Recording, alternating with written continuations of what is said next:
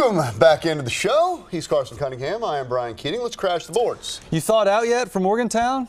It was cold. Looked a little cold. It was pretty fun, though. I'd never really been in that environment where, I mean, it was snowing for a football game. Blizzard. It was pretty awesome. And then the way the Sooners played. There wasn't a lot of drama after the beginning of the game, but that's really a testament to how great they were. So let's start right there in Morgantown, West Virginia. The Oklahoma Sooners pulverized, and they pulverized West Virginia really from the jump. What do you think about the Sooners? Like, how well are they playing when they need to at the end of the year? Well, they're making a playoff statement. There's no doubt about it. And for me, the big takeaway I had was this was big game boomer. This was Oklahoma saying, we are still Oklahoma, West Virginia. West Virginia came out. They talked all this smack. They tried to start a scrum at midfield. They talked smack on social media. They did a lot of talking. But Oklahoma went in there and walked the walk and showed them what a Big 12 champion looks like.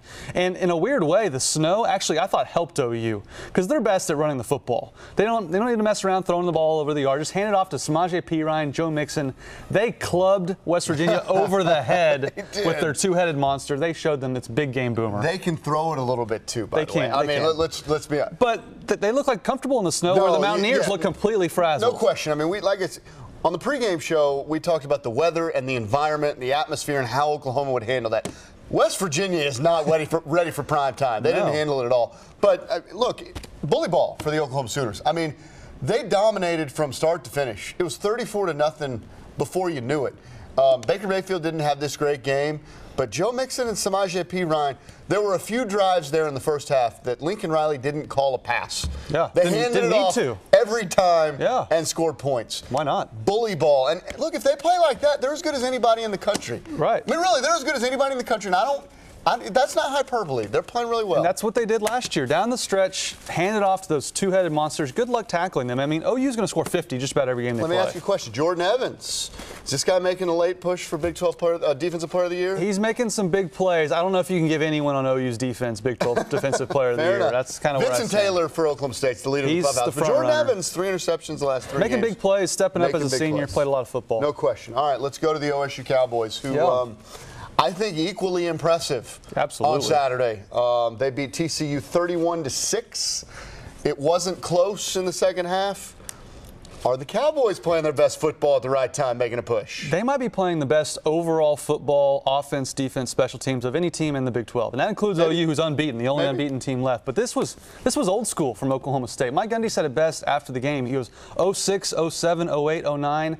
This is how we won football games. We ran the football. Mike Gundy's been banging his head against a wall the past 2 or 3 years trying to figure out how. Well, he has 2 studs at running back. All of a sudden, Chris Carson looks like Herschel Walker. He's running people over. Justice Hill broke Thurman Thomas's freshman rushing record. So they figured out how to run the football, and that's why they're a threat to win the Big 12. That's how they win these close games.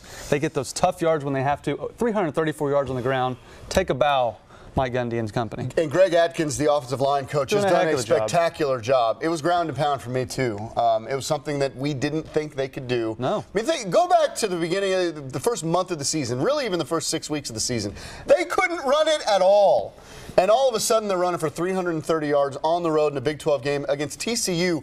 Look, I know this isn't like vintage TCU defense, but Gary Patterson knows how to coach. He didn't forget that. They dominated them up front, and they got 2 horses. Chris Carson, this guy is turning into, you're right, the back that they thought he was going to be when they recruited him out of Georgia and then out of junior college. I mean, he is as physical and tough, almost as Samaje Perine. That's how he's running. I mean, a little more athletic than Samaje, not as big, but he's doing some of those things, and it's impressive to watch. 2 straight games, he's absolutely trucked 2 dudes. Did you think the Cowboys could win a game when Mason Rudolph played very average, 200 yards passing, 50% of his passes, wasn't there totally, road game against TCU? I would say no, because it's been on his shoulders for so long. He's had to do everything. Now he has a running game. And give the defense credit. They pitched a shutout without Barry J. Sanders muffing a punt inside their own 5. They pitch a shutout on the road. Very impressive. Very impressive. So what do we get?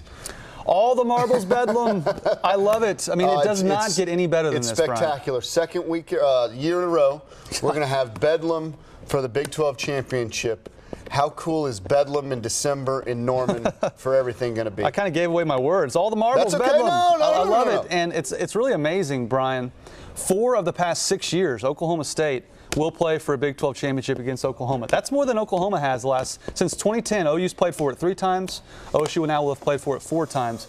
Impressive job by Mike Gundy to think back where this team was when they lost to Central Michigan. Don't tell that to Mike Gundy or Bob Stoops. And for Oklahoma too, to really figure things out on offense, and obviously their defense is doing enough to win games. So it doesn't get any bigger, doesn't get any better. It's what we all hope for to start the season. It's becoming a tradition. Yeah, Bedlam in December for the Big 12 title, second year in a row. You're right. I think what it tells you in college football is so much about head football coaches, and it tells you that the 2 best football coaches in this conference coach in Norman and Stillwater. I mean, they're the best 2 in the conference. It's why they've been the most consistent in the conference. It's why they're playing for it again. And I think if you take both those coaches for what their teams were in September and October, and if they were to forecast where they are now, it just speaks to how good they are, how good they've been, and really the climb that both of those schools have really been on. They're unbelievable head football coaches. They are. Brian, whoever wins Bedlam has an outside chance at the college football playoff. That's not out of the realm of possibility. So we could be more than just a Big 12 title they're playing for. Could be a national title. Could be a national. I mean, we thought this thing was over with the Big 12 and the playoff in September, and all of a sudden here we are in November, December. They're going to get a chance at it. But Bedlam for all the marbles. All the marbles. Pretty cool, right? He's Carson. I'm Brian. It's Craft Sports.